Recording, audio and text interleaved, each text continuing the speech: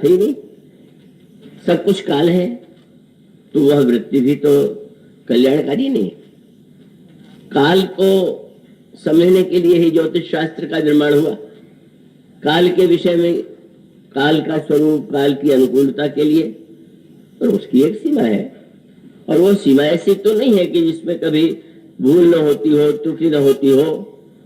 तो उसका अभिप्राय मानो यह है कि काल की क्षमता को जान करके अभिमान तो नष्ट हो जाना चाहिए, लेकिन उसका तात्पर्य नहीं है कि काल ही सब कुछ है तो व्यक्ति के करने के लिए कुछ क्या बचा हुआ है। तो रामचरितमानस का जो दर्शन है, उस दर्शन में एक अंतर है। फिर आप श्रीमद् भागवत में भी वही सूत्र पाएंगे कि परीक्षित जिसकी रक्षा स्वयं भगवान ने की, जो पांडव कुल का एक ही बचा हुआ एक पुत्र है, जब उसको भी मुनि के द्वारा शाप मिल जाता है कि 7वें दिन तुम्हें सर्प डस लेगा, फिर वही संकेत, सब कुछ होते हुए भी।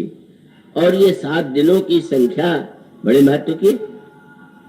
ये सर्प को रामायण में भी, श्रीमद् भागवत में भी सर्वत्र काल के प्रतीक के रूप में ही सर्प का स्मरण किया गया है। रामायण में तो स्पष्ट ही शब्द है, शंकर जी अपने शरीर पर धारण करते हैं सर्प को। कई सर्प क्यों धारण करते हैं? तो आप श्लोक में गोस्वामी जी के पाएंगे, वे कहते हैं संसार में लोग तो सोने चांदी या हीरे मोती के आभूषण धारण करते हैं, पर भगवान शंकर जो है काल व्याल कराल भूषण धर्म, गंगा शशांक प्रियम, भगवान शंकर के शरीर पर दिखाई देने वाला सर्प वस्तुतः काल। और इसीलिए आप अवतारों के साथ सर्प को जुड़ा हुआ पाएंगे। भगवान कृष्ण जिस तरह से काली नाग के सिर पर नृत्य करते हैं, भगवान विष्णु की सैया सर्प के रूप में, भगवान का आभूषण सर्प के रूप में, यह काल के ही विभिन्न संकेतों के रूप में ये प्रसंग आते हैं। और 7 दिन की मृत्यु का तात्पर्य यही है। क्यों? तो 7 दिन में मृत्यु तो प्रत्येक व्यक्ति के लिए अनिवार्य है। अब उस अनिवार्य मृत्यु को टालने के लिए ऐसा दोनों पक्ष आता है। और अंत में ये आता है कि श्रीमद् भागवत की कथा श्रवण करके उसके अंतःकरण में काल का भय समाप्त हो गया और उसको ये प्रतीत होने लगा कि मैं शरीर नहीं हूं, शरीर भले ही नष्ट हो जाए पर मेरी आत्मा तो नित्य है, भगवान का अंश है। और इस प्रकार से काल को नहीं जीत पाने पर भी काल के भय को वह जीत लेता। और तब मनुष्य का संकेत यही है कि काल तो अपनी स्थिति परिस्थिति के अनुकूल कार्य करता ही है, लेकिन व्यक्ति को उसका सही सदुपयोग यही है कि वो काल को भले ही न परास्त कर सके पर काल के भय से वो मुक्त हो सकता है। इसी के लिए सत्संग किया जाता है, कथा श्रवण किया जाता है। इसीलिए श्रीमद् भागवत की कथा के रूप में उसको तो पारंपरिक रूप में बहुधा जिन परिवारों में कोई मृत्यु होती है तो परंपरा है कि श्रीमद् भागवत की कथा सुनते हैं, तो परंपरा की बात तो और है। तो उसका मूल तात्पर्य है कि व्यक्ति जो है का एक रूप से ग्रहण कर ले कि परीक्षित भी तो काल के अधीन था, पर वो काल के अधीन होते हुए भी काल के भय से मुक्त है। पर एक दूसरा पक्ष जिसकी ओर संकेत श्री रामचरितमानस में किया गया वह क्या है? भगवान श्री राम के चरित्र में काल के सदुपयोग और काल के परिवर्तन की प्रक्रिया का वर्णन किया गया। और इन दोनों को ठीक ठीक यदि हम समझ लें तो दोनों का बड़ा महत्व है। भगवान श्री राम के चरित्र में काल के परिवर्तन, काल का सदुपयोग, काल का सहयोग, इन सब का स्वरूप आपको दृष्टिगोचर होगा। और इसलिए जब आप पढ़ते हैं कि राम राज्य का भगवान श्री राम के द्वारा निर्माण हुआ, तो राम राज्य की विशेषता गोस्वामी जी जब बताते हैं तो ये कहते हैं कि राम राज्य की विशेषता यह थी कि दुख के जो 4 कारण हैं उनका कोई प्रभाव राम के राज्य में नहीं था। और वो दोहा अगर आपने पढ़ा हो, क्या गोस्वामी जी कहते हैं, राम राज नभ गेस सुनु सचराचर जगमाहि, काल कर्म स्वभाव गुण कृत दुख काहुना। चारों व्यक्ति के जीवन को प्रभावित नहीं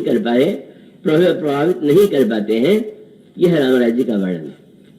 तो मानो दो पक्ष हो गए, काल को स्वीकार करना और काल को भी अनुकूल बनाने की चेष्टा करना, काल के ज्ञान के द्वारा उसका सदुपयोग करना।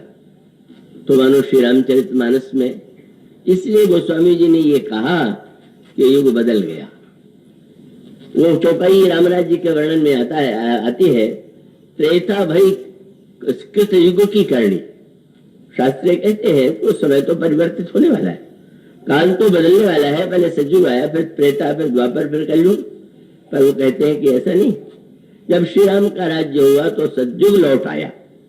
तो मानो ये काल के परिवर्तन की जो प्रक्रिया है, ये व्यक्ति के लिए किस तरह से इस दिशा में बढ़ने की चेष्टा की जाए, यह मुख्य केंद्र रामायण का है, श्री राम के चरित्र का है। और इसीलिए श्रीमद् भागवत में किसी ऐसे दिव्य राज्य की स्थापना नहीं होती कि जिसका स्मरण व्यक्ति करे। यह कोई भगवान कृष्ण या भगवान राम की तुलना भी नहीं, निंदा स्तुति भी नहीं, पर इसका अभिप्राय यह है कि भगवान दोनों ही इस प्रकार के सत्य जो है व्यक्ति के समक्ष जीवन में प्रस्तुत कर देते। और इसलिए यह जो गोस्वामी जब ये कहते हैं कि त्रेता भई कृतयुग की करणी, युग तो त्रेता था, पर श्री राम के आगमन से उनके राज्य में सतयुग लौटा है। तो यह मानो काल के परिवर्तन की प्रक्रिया, काल को ऐसी दिशा में मोड़ने की प्रक्रिया है जो बड़ी कठिन है, पर वह भी संभव है। इसका संकेत श्री रामचरितमानस में आपको पढ़ने को मिलता है। और इसीलिए उसका सबसे बड़ा संकेत क्या है कि जब भगवान श्री राम गर्भ में आते हैं तो सृष्टि में तो सृजन की प्रक्रिया में भी काल का ही क्रम, चमत्कार से कोई बालक पैदा नहीं हो जाता, उसकी एक समय है, सीमा है, अवधि है, उतने महीने के बाद बालक का जन्म होता है।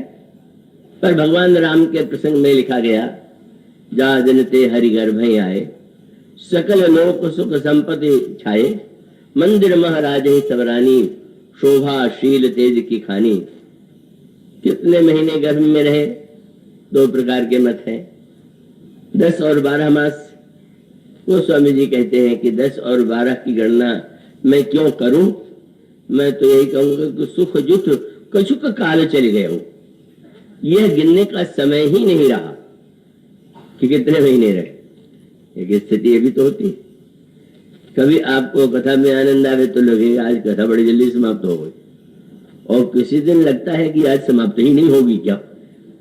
अब वो समझ में नहीं आ रहा, या कहीं किसी कारण से मन एकाग्र नहीं है या निद्रा आ रही है। मानो एक अनुभूति को स्वामी जी कहते मैं दिन नहीं गिनता, मैं नहीं कहता कि कितने महीने रहे, जय प्रभु प्रगट सो अवसर भयो, जो लगन ग्रह बार तिथि। भगवान श्री कृष्ण के समय सब प्रतिकूल ही प्रतिकूल है। वर्षा ऋतु है, भयावनी रात है, बादल गरज रहे हैं, बिजली चमक रही है, यमुना में उफान आया हुआ है, कारागार है। यही है काल की प्रतिकूलता। पर उसमें भी भगवान तो आ ही जाते हैं, भगवान पधारते हैं।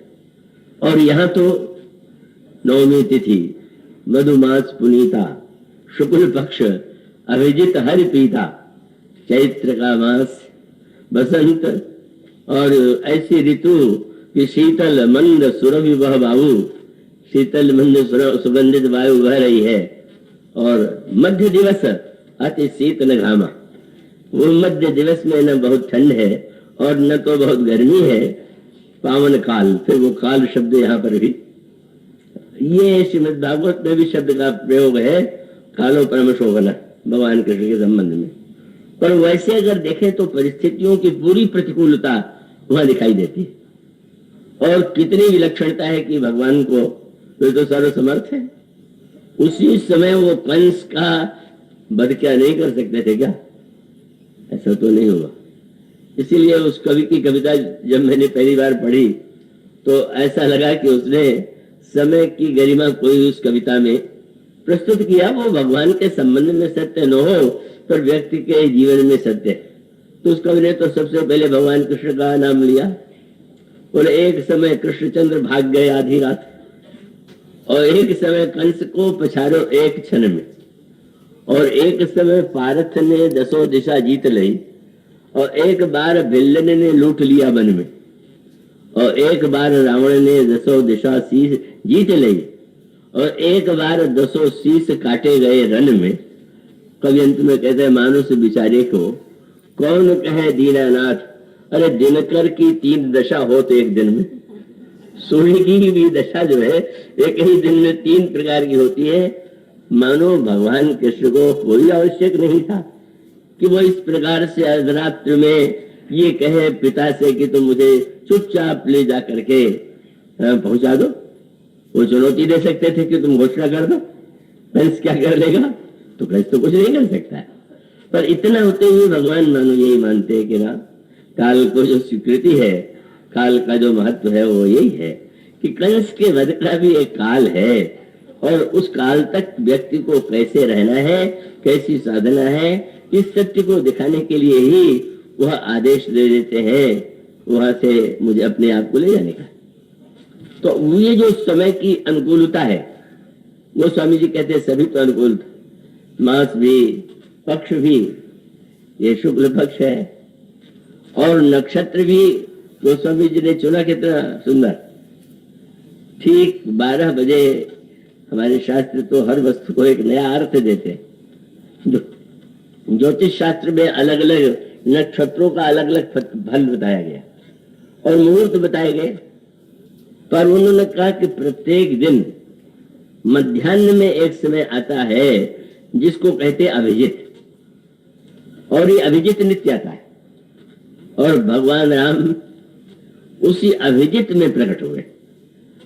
पुष्य न कह करके वो उस समय जो कहना चाहते हैं वो यही है कि उन्होंने कहा कि अभिजित हरिप्रीता। और ये कितना बड़ा आश्वासन कि अगर और नक्षत्रों की प्रतीक्षा करें तो महीने में एक बार आवेगा, पर अभिजित तो नित्य आपके जीवन में आता है। जब आपके जीवन में मध्याह्न आ जाए, जब अभिजित आ जाए, तभी आप भगवान को प्रकट कर सकते हैं, भगवान को पा सकते हैं।